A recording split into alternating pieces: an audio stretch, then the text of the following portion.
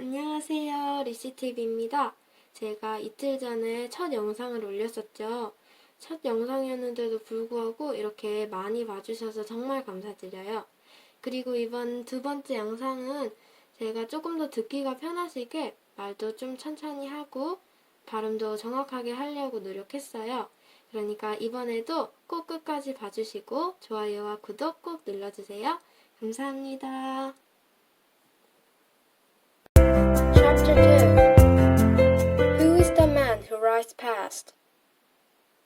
Tell me a story, Anne-Marie, begged Kirsty as she snuggled beside her sister in the big bed they shared. Tell me a fairy tale. Anne-Marie smiled and wrapped her arms around the little sister in the dark. All Danish children grew up familiar with fairy tales. Hans, do you want the one about the little mermaid? That one had always been Anne-Marie's own favorite. But Kirsty said no. Tell one that starts with a king and a queen, and they have a beautiful daughter. All right. Once upon a time there was a king, Anne-Marie began.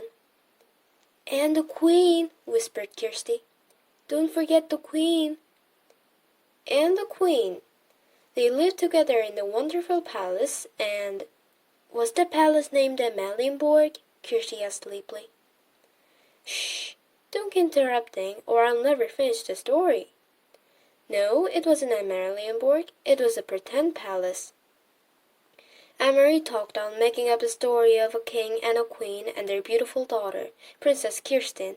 She sprinkled her tale with formal balls, fabulous gold-trimmed gowns, and feast of pink frosted cupcakes, until Kirsty's deep, even breathing told her that her sister was sound asleep. She stopped, waited for a moment, half expecting Kirsty to murmur, "Then what happened?" But Kirsty was still. Anne-Marie's thoughts turned to the real king, Christian X, and the real palace, Amalienborg, where he lived in the center of Copenhagen. How the people of Denmark loved King Christian. He was not like fairy tale kings who seemed to stand on balconies giving orders to subjects, or who sat on golden thrones demanding to be entertained and looking for suitable husbands for their daughters. King Christian was a real human being, a man with a serious, kind face. She had seen him often when she was younger. Each morning he had come from the palace on his horse, Jubilee, and ridden alone through the streets of Copenhagen, greeting his people. Sometimes, when Anne-Marie was a little girl, her older sister, Lisa, had taken her to stand on the sidewalk so that she could wave to King Christian. Sometimes he had waved back to the two of them and smiled. "Now you're special forever," Lisa had told her once, "because you have been greeted by a king." Anne-Marie turned her head on the pillow and stared through the partly open curtains of the window into the dim September night. Thinking of Lisa, her sullen, lovely sister, always made her sad. So she turned her thoughts again to the king, who was still alive, as Lisa was not. She remembered a story that Papa had told her shortly after the war began, shortly after Denmark had surrendered, and the soldiers had moved in overnight to take their places on the corners. One evening, Papa had told her that earlier he was on an errand near his office, standing on the corner, waiting to cross the street, when King Christian came by on his morning ride. One of the German soldiers had turned suddenly and asked a question of a teenage boy nearby. "Who is that man who rides past here every morning on his horse?" the German soldier had asked. Papa said he had smiled to himself, amused that the German soldier did not know. He listened while the boy answered. "He's our king," the boy told the soldier. "He's the king of Denmark." "Where is his bodyguard?" the soldier had asked. "And do you know what the boy said?" Papa had asked Anne-Marie. She was sitting on his lap. She was little then, only 7 years old. She shook her head, waiting to hear the answer. The boy looked right at the soldier, and he said, "All of Denmark is his bodyguard." Anne-Marie had shivered. It sounded like a very brave answer. "Is it true, Papa?" she asked. The lacy edging of a pillowcase, part of Lisa's trousseau. Her fingers moved rapidly, turning the thin white thread into an intricate narrow border. Lisa was a grown-up girl of 18 then, about to be married to Peter Nilsson. When Lisa and Peter married, Mama said, Anne-Marie and Kirsty would have a brother for the very first time. Papa, Anne-Marie had said, finally into the silence.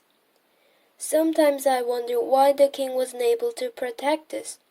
Why didn't he fight the Nazis so that they wouldn't come into Denmark with their guns? Papa sighed. We are such a tiny country, he said, and they are such an enormous enemy. Our king was wise. He knew how few soldiers Denmark had.